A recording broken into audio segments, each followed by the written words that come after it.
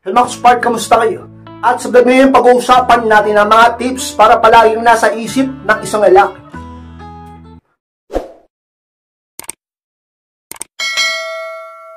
At kung handa na kayong lahat, magsarap po tayo. At muli, be inspired!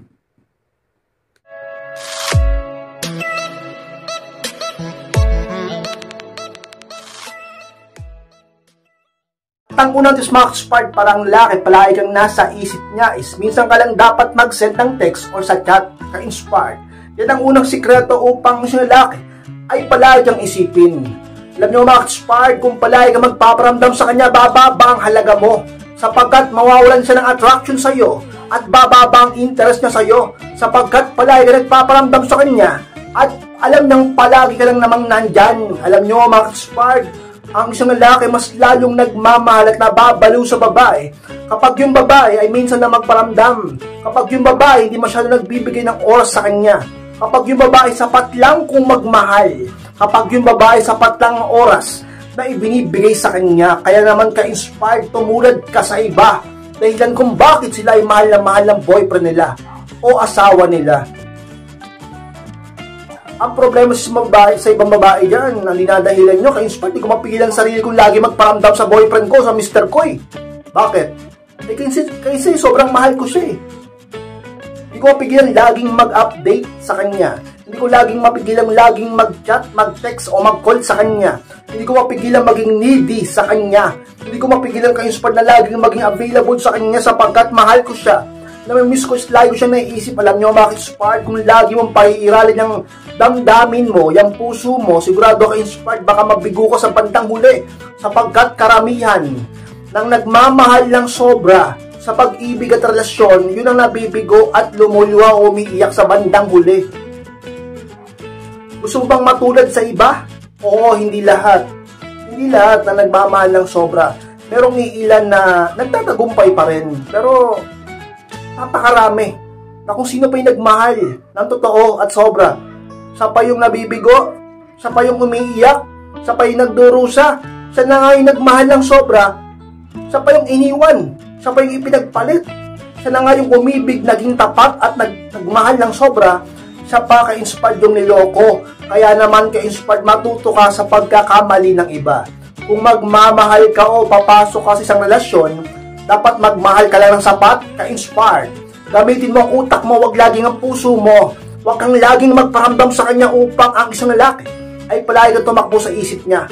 At kapag palagi kang tumatakbo sa isip niya, nagiging mas mahalaga ka. Dahilan kung bakit ang isang lalaki ay palagi kang iisipin ka-inspired. Pangalawang tips mga ka-inspired para sa lalaki is lagi kang nasa isip niya is huwag sobra kung maglambing. Yan ang pangalawa ka-inspired. Alam niyo mga ka-inspired, kung sobra kung maglambing ang isang lalaki ay masyado mong nababalidate at lalaki ang ulo niya. Dahilan kung bakit magiging kampante siya. Kapag ang isang lalaki naging kampante sa pagmamahal mo, diyan ka-inspired, hihina yan sa tukso sapagkat alam niyang mahal na mahal mo siya dahil sobra kung maglambing. Diba? Isipin niya, mahal naman ako ng girlfriend ko eh. Mahal naman ako ng misis ko, ng asawa ko. Mahal naman ako ng babae na yan na nanonood sa iyo ngayon, ka-inspired. Hindi ako ipagpapalit niyan. Papatawarin pa rin ako niyan. Kahit gumawa ako ng kalokohan, kahit gumawa ako ng masama, kahit gumawa ako ng mali, kahit lokohin ko siya, kahit magsinungaling ako, sapagkat alam ko na sobrang mahal niya ako. Alam niyo, wag sobrang lambing. Dapat sapat lang. Yung iba dyan ang OA niya eh. Exage niya kung maglambing eh. Kababae mong tao, ikaw pa yung ganyan. Buti sana kung lalaki, pwede pa. Ikaw, babae ka eh. Dapat sapat lang ka-inspired kung maglambing ka sa boyfriend mo o mister mo. Upang hindi mo siya masyadong mabalidate, lumaki ang ulo niya. Pag lumaki ang ulo niya, delikado ka.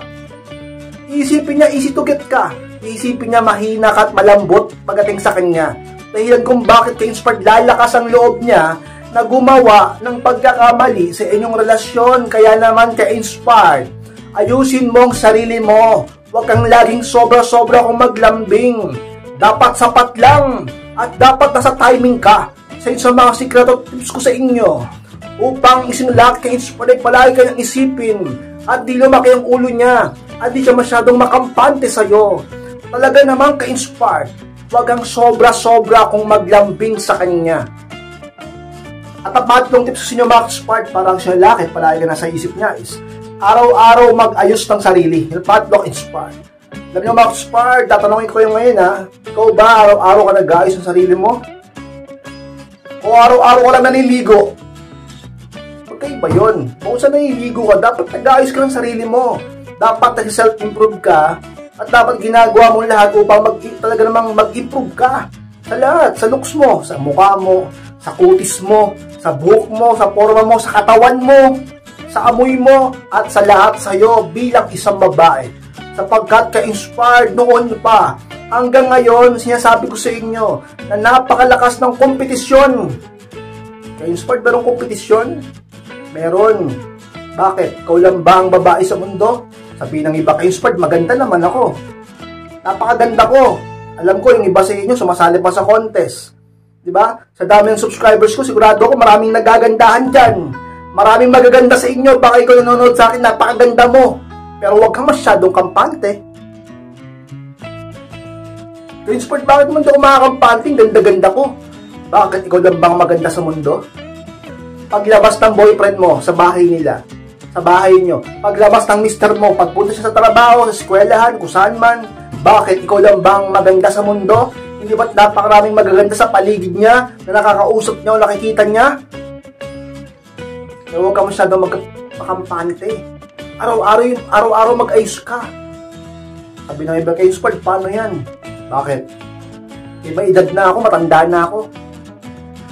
So yun ang dahilan mo para di ka mag-aayos kasi matanda ka na. Kasi may edad ka na.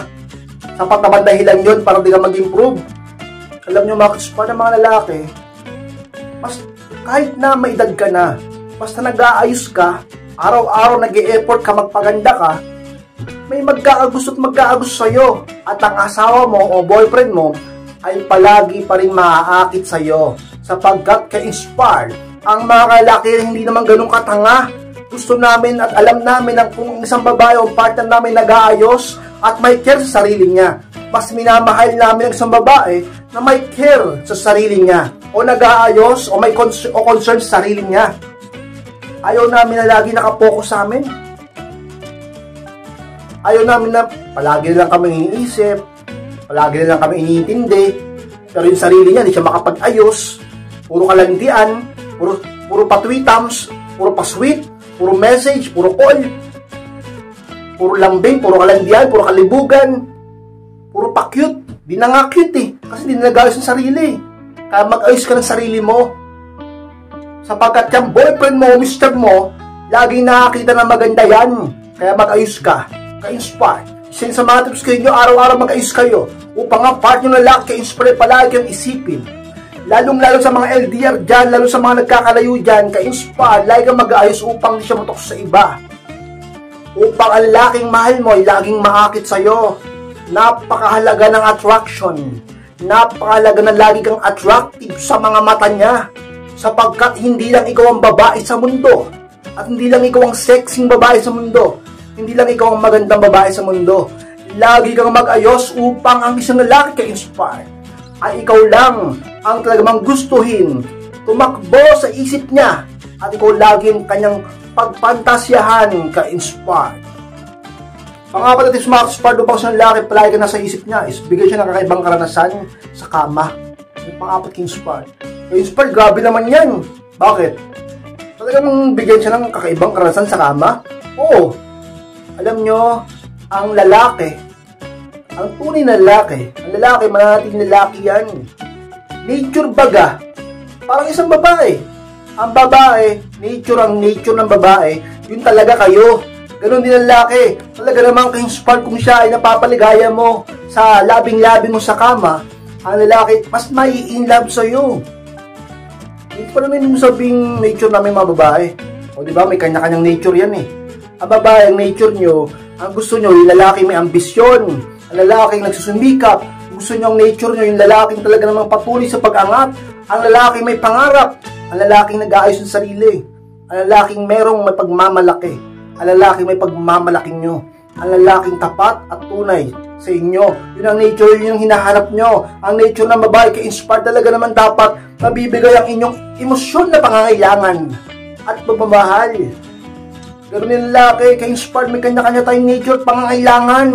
Talaga naman ka-inspired sa mga bagay na dapat mong tandaan. Dapat napapaligayan mo siya sa kama. Dapat bigyan mo siya ng kakaibang karanasan sa inyong labing-labing o pagniniig. Talaga naman sa kama ka-inspired upang lalaki mabalo sa'yo. Ka-inspired. Bakit? Hindi ako marunong eh. Talaga naman ka-inspired. Ano ba pinagkaiba mo sa iba? Tao ka rin naman. Meron ka rin namang ipipay dyan. Meron ka din namang dalawang bundok dyan. Ka-inspired, may problema eh. Bakit? Parang gulong eh. Gulong. Flat. Ano ba naman yan? Problema ko pa?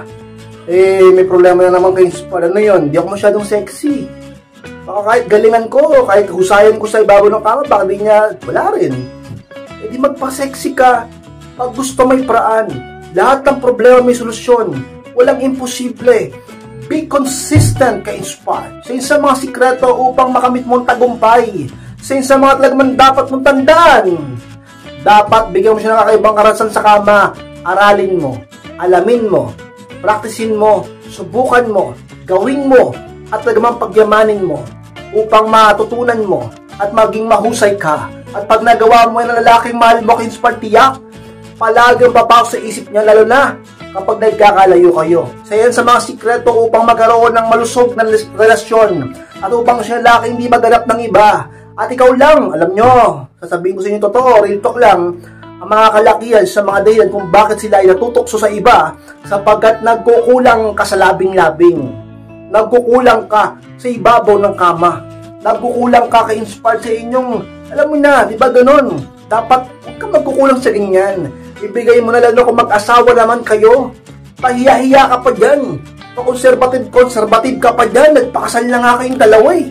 O mag-partner na nga kayo eh. May paganyang pabebe ka pa. Ibigay mo na lahat. O kung kailan mo gagalingan? Pag naagaw na siyang iba? Pag meron na siyang iba? Doon palang gagalingan? Doon palang sa bibigyan ng kakaibang karanasan? Doon palang huhusayan? Pagka ang puso niya ay may nagustuhan ng iba? Habang hindi pa uli ang lahat, husayan mo na upang lalaki ka-inspired. Ay ikaw lang palagi ang isipin niya. Dahil mas lalo siya magiging maligaya sa iyo. Ka-inspired. Ano naman tips Max, para bang siya lalaki talaga namang palagi ka nasa isip niya is mag-enjoy ka pa rin palagi sa buhay mo. Ipali Max para na sikreto. Tips ko sa inyo upang siya lalaki palagi nasa isip niya. Alam niyo Max Part kung bakit ang siya lalaki hindi ka na masyadong iniintindi at ang attention at focus niya wala na palagi sa iyo. Hindi ka na palaging nahalat na iisip sapagkat alam niya na nandiyan ka lang naman at baliw na baliw sa kanya. Alam niyo Max Part, baliktarin mo ang sitwasyon. Huwag kang masyadong magparamdam sa kanya. Ipakita mo sa kanya na hindi ka laging available, na nagiging busy ka, na nagiging masaya ka sa buhay mo sa kasamang ibang tao, ibang bagay na pinagkakabalaan mo. Ang lalaki ka-inspired, bababa ang talaga namang kayabangan at pride sa'yo. Nagiging mayabang kasi ang isang lalaki kapag alam niya na sobrang mahal siya ng babae at tumataas ang pride niya sapagkat alam niya na ganoon siya kahalaga sa girlfriend o asawa niya. Nakakadagdag, lalaki yun eh. Gusto mong mangyari, di tumaas ang pride niya, hindi siya umabang, lalaki yan. Ang lalaki. Yayabang talaga yan. Tataas talaga ang pride niyan. Alam niya kasing balo ka sa kanya. Ganun yan. Ngayon, para bumaba ang pride niya at ang kayabangan niya mawala, dapat pakita mo na hindi mo na siya ganun kamahal. Pero mahal mo siya, pero sapat lang. Pero hindi mo na ipapakita ang balo ko sa kanya. Sa pamamagitan ng hindi ka na palagi nagpaparamdam sa kanya, dapat sapat lang, huwag rin magkukulang. Dapat di ka available, huwag kang chat ng chat, huwag kang call ng call, huwag kang text ng text, huwag kang mabilis mag-reply. Pakita mong busy ka. At pakita mo nagiging maligaya ka sa buhay mo kahit na hindi kayo lagi nag-uusap upang isang lalaki bumaba ang pride sa'yo at ang isang lalaki ay palagang maisip sapagkat alam niya na hindi mo siya talagang ganon sobrang mahal. Huwag mong pakitang baliw ko sa kanya upang di tumasang pride at ego niya, upang di siya magmayabang sa ibang tao sa sarili niya. Nagiging mayabang kasi yan. Oo, kasama ako. Lalaki din ako. Nakakadagdag talaga ng pride. Pag alam namin, na yung girlfriend o misis namin, ay tagamang sobrang mahal kami. Kaya nga umihina sa tukso, di ba? Kaya nga natutukso, di ba? Kaya nga pumapatol sa tukso. Pumapatol sa tukso. Kasi alam niya, yung part namin, andyan lang yan. Pag nagkamali siya, nahuli siya, alam niya, ka-inspired na talaga naman papatawarin siya. Tatanggapin siya kasi baliw ka at talaga namang sobrang tanga mo. Sobrang rupok mo, napakamartir mo, talaga namang ka-inspired. Sa mga talaga mang tips sa inyo upang sinalaki palagi kang mahalin. Isipin at kabaliwan. Ipakita mo sa kanya ka-inspired na nag-e-enjoy ka pa rin sa buhay mo. Hindi umiikot ang mundo at pag-ibig mo lang sa kanya. Na may sarili ka rin buhay sa labas ng inyong relasyon. Nagiging maligaya ka pa rin kahit di kayo masyado nag-uusap. At ang isang lagi ka-inspired lagi maghahabol ng validation sa iyo. Dahil kung bakit ikaw ay makakaranas ng effort at talagang ka-inspired ng paglalambing niya. Sapagkat yung lagi ang hahanapin niya sa iyo. Ang iyong pagmamahal ka-inspired. Inspired, maraming salamat po sa pagtapos ng vlog nito. Tapos kung kalimutan na mag-like, comment, share na rin po upang makatulong din tayo sa iba at sa mga hindi pa po nakasubscribe. At pa mga click nyo po subscribe sa baba at click nyo po notification bell upang maging updated kayo pag may bagong upload, mapanood nyo. So, pag gusto magpa-coach o magpa-advise, pakumus lang po sa aking Facebook and profile picture ko. Pakichat ako mismo mag-reply sa inyo. Siyempre meron naman tayong maliit na coaching fee, pero bibigyan natin lahat para tulungan kayo.